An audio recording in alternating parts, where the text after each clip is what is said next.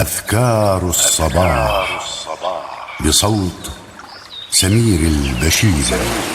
أعوذ بالله من الشيطان الرجيم.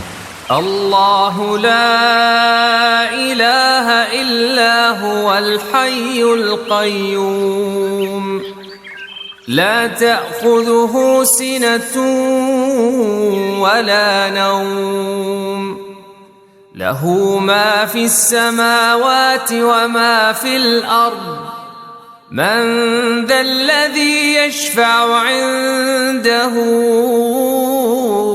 إلا بإذنه يعلم ما بين أيديهم وما خلفهم ولا يحيطون بشيء من علمه